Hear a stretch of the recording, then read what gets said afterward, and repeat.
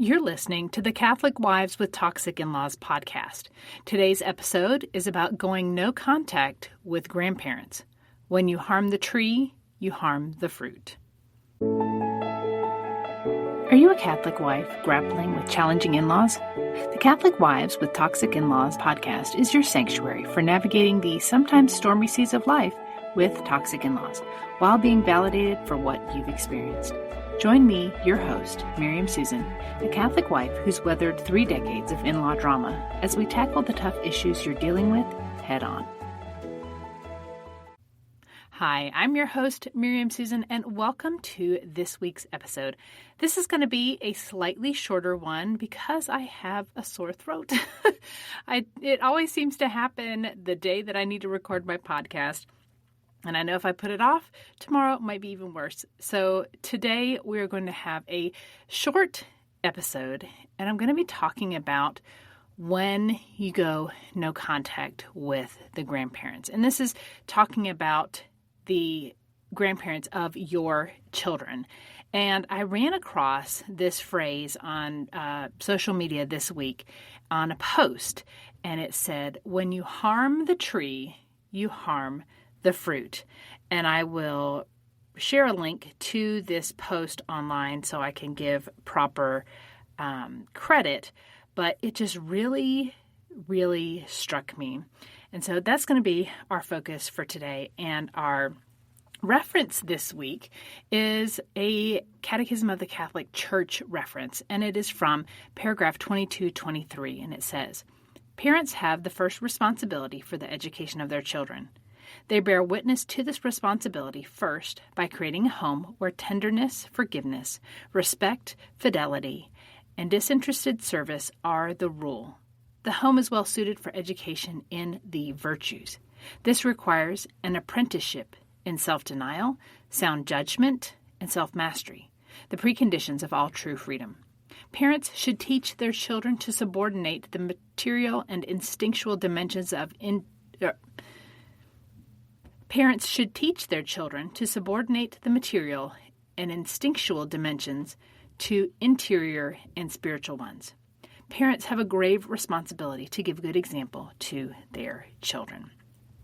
Now, I want to paint a picture for you. You're watching your mother-in-law and your father-in-law swoop in and shower your children with gifts and special treatment, but you feel the tension between you that is thick enough to cut with a knife. And there's this question that could be keeping you up at night, thinking, am I being selfish for feeling uncomfortable about this? And why am I feeling uncomfortable with somebody who seems to, on the surface, obviously love my children? Well, actually, you might not say that last part about thinking it, that it's obvious that they love your children. And then there's a question that you might be asking yourself that is keeping. And then there's a question that you may be asking yourself, and that is, am I being selfish for feeling uncomfortable with all of this? Am I being angry or holding resentment towards somebody who obviously loves my children so much? Well, I want to look at this analogy, this phrase that I found on the internet this week that really hit home, and it was, "When you harm the tree, you harm the fruit." And I think that is a perfect example of what this relationship is like if you have a toxic relationship, abusive relationship, a manipulative, gaslighting, controlling relationship with your in-laws.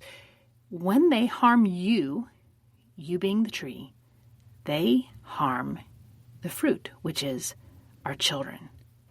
And I know so many of us think that this is not the case, but I adamantly disagree with that. I don't think that it is possible for someone to have a bad relationship with you and still have a good one with your children. Maybe that's a little controversial if there was a divorce or a separation in the background, in your family background, but I can't see it working out very well if somebody has a bad relationship with you and thinking that that doesn't harm your children. So let's keep this in mind, that we are the tree and our children are the fruit. So what does it mean to harm the tree? Well, that can be disrespecting you as their mother. It can mean undermining your authority as the parent. Those subtle jabs that your in-laws make when your husband isn't around or when he's not looking, and making you look like the bad guy to your kids. Now, when somebody treats you poorly, when they dismiss your feelings or make you feel small, that doesn't just affect you. The fruit grows from the tree. The children that you have are watching and they are absorbing everything, even if they don't have the words to explain it. And my youngest daughter said it best in the interview that I did with her. I think it's episode 42. If you want to scroll back, go ahead and listen to that and listen to my adult daughter's perspectives on what it was like growing up with their grandparents. And my daughter was the youngest when, well, she is the youngest daughter that I have. But my youngest daughter, she was the baby when we moved to live closer to my in-laws. And she was not even 1 year old when we moved, and she does not have any memories of being around her grandparents without some sort of tension. And I need you to hear that. I need you to hear that your children are absorbing everything, even if you don't say a word. They see how you feel. They can pick up on those subtle things that you try to hide, but they're there. The anxiety and stress before a visit, the anxiety and stress during a visit, the exhaustion, the depletion, the frustrations after, the tension that mounts with your husband because of these visits. They see it all. And when we don't talk about it, they don't understand what's going on. Not that I'm saying that you need to throw your in-laws under the bus. No. But we also need to be honest with our kids about what is happening to whatever level they are at developmentally. Obviously, you don't want to get into deep details about, I believe that your grandmother has, narcissistic personality disorder, to a 5-year-old. No, you don't say stuff like that. You meet your kids where they're at, and you can say, sometimes being around grandma and grandpa makes mommy not feel good. Sometimes it makes my tummy hurt. Sometimes it makes my head hurt. And sometimes it makes me really tired. Because sometimes they say things that aren't very nice about mommy, or say things that aren't very nice about daddy.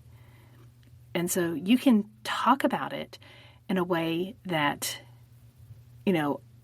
kind of gives them some framework to understand what's going on.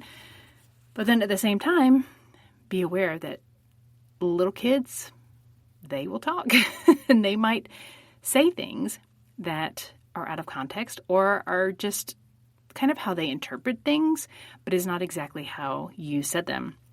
And the best example of that is when my husband and I decided that our children were no longer going to spend the night at my in-laws' house, and are then, I think she was turning 4. She was turning 3 or turning 4.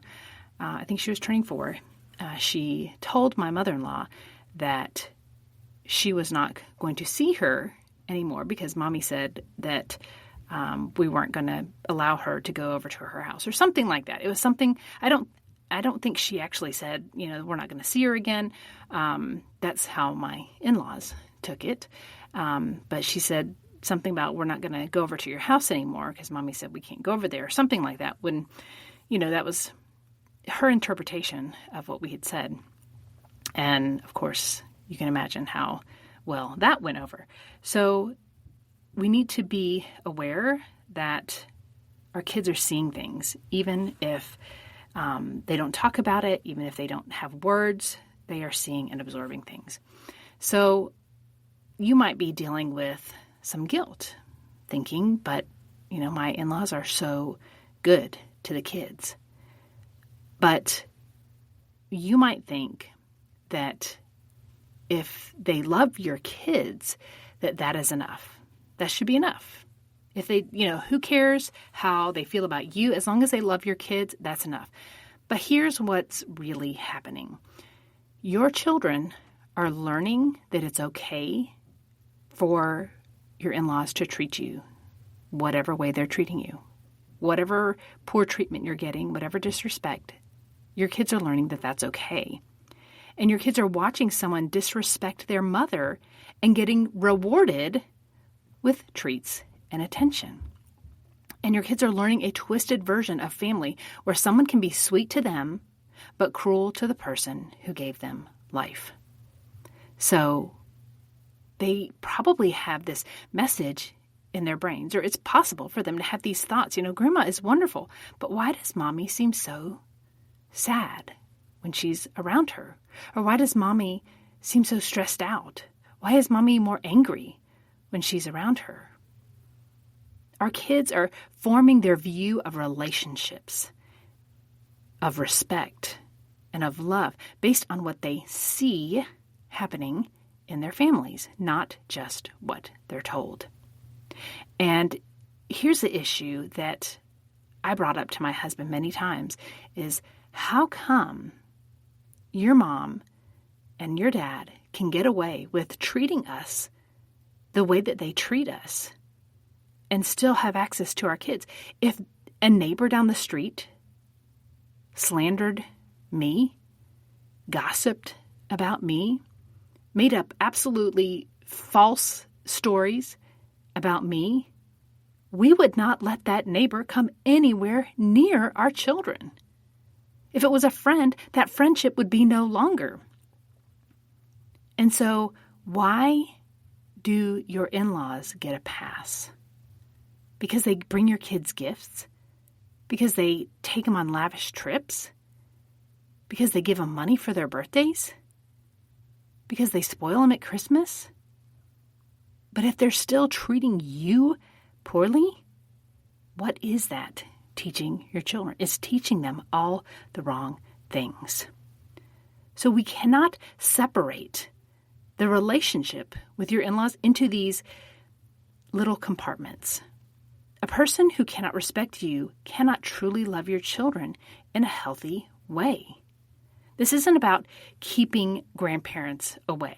It's about recognizing that toxic behavior towards you does affect your children, even if it seems indirect. So there's this manipulation piece. When they undermine your rules or save the kids from a mean mommy, they're teaching your kids to distrust you.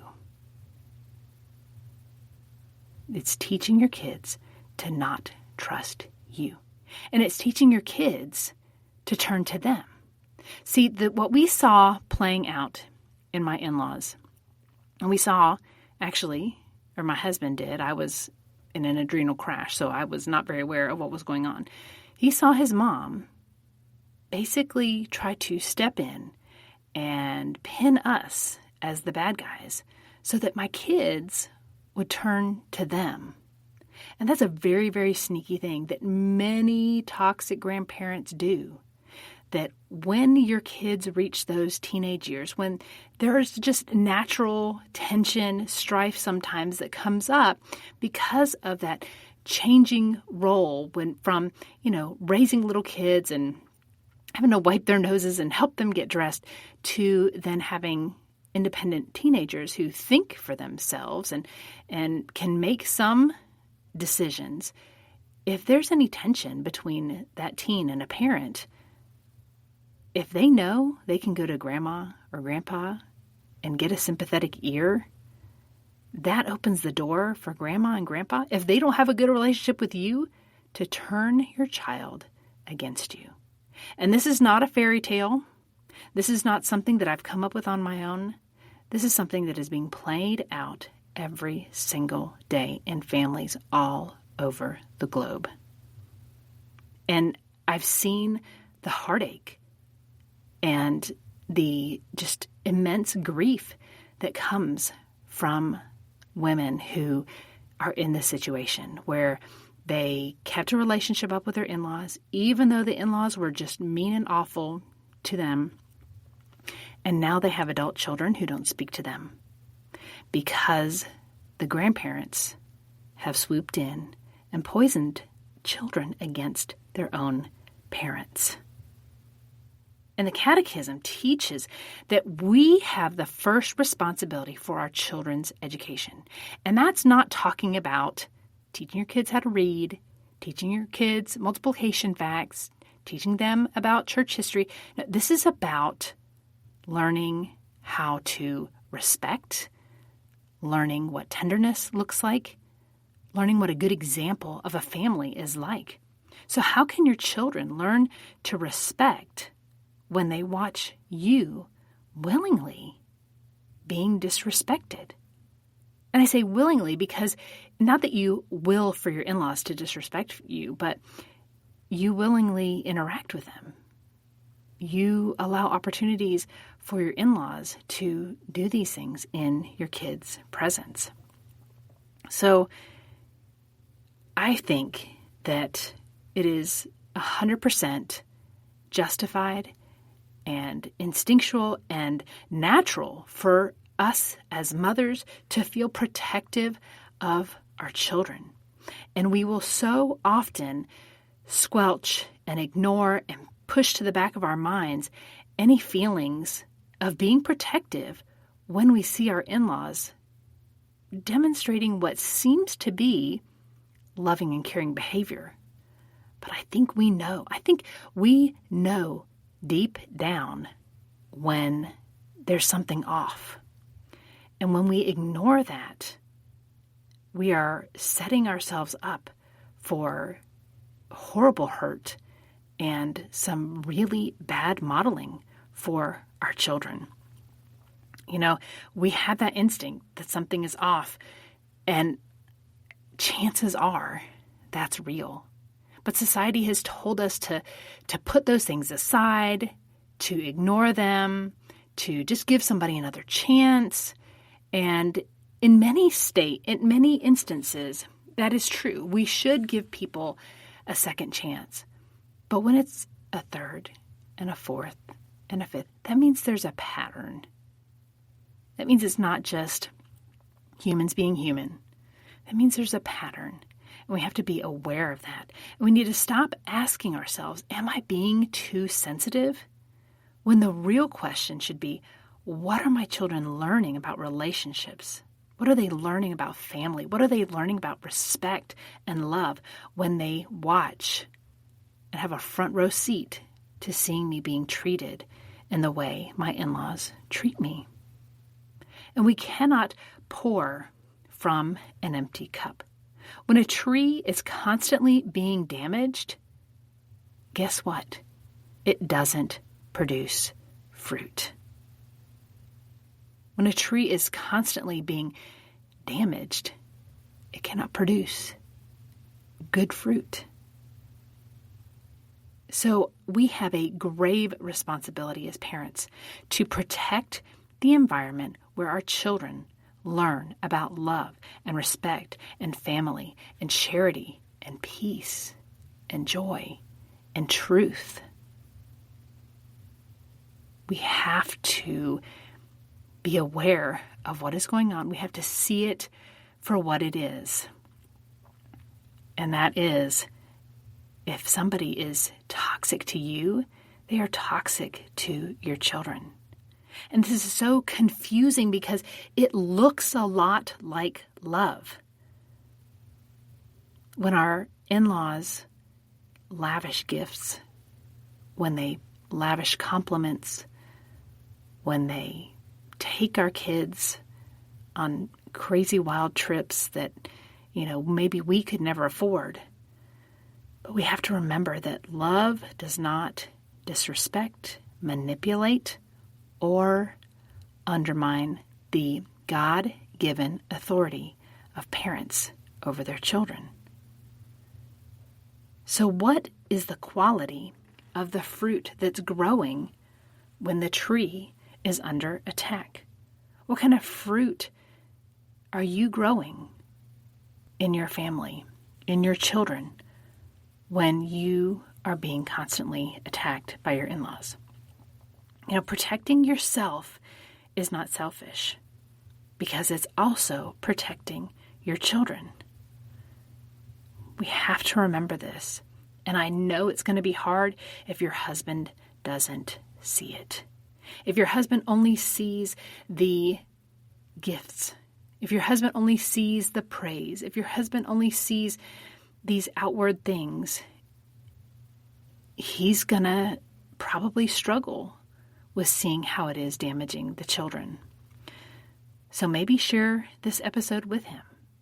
Share the analogy with him about when you harm the tree, you harm the fruit. Now, if this resonated with you, I want you to know that you are most certainly not alone. There is so much to understand about these toxic dynamics and going no contact. And, that's been my theme this month, is going no contact. And it really ties into the theme for my community. And it is the Catholic Wives plus Toxic In-Laws community. It's hosted on the school platform. And it is a membership where you are surrounded by other women who know what you're going through. This month's theme is about legal protection.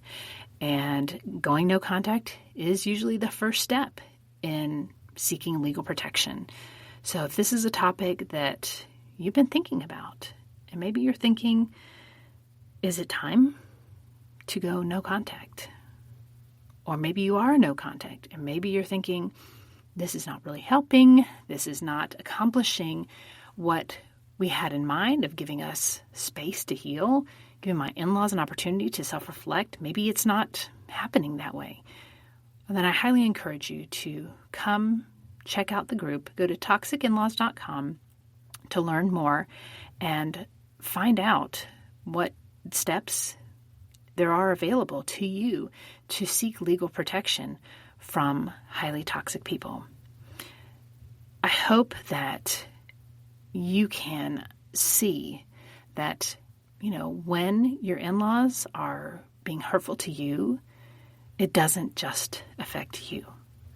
It affects your husband, it affects your marriage, and it most certainly affects your children.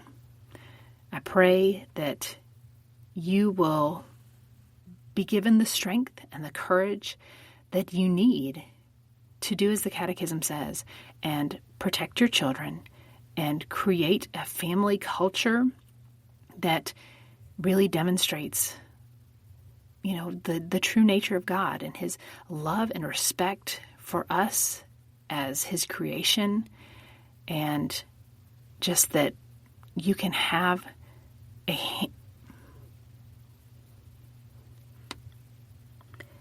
and one that honors each person for who they are in the family, and how when one person is harmed in the family, it really does harm the rest of the family.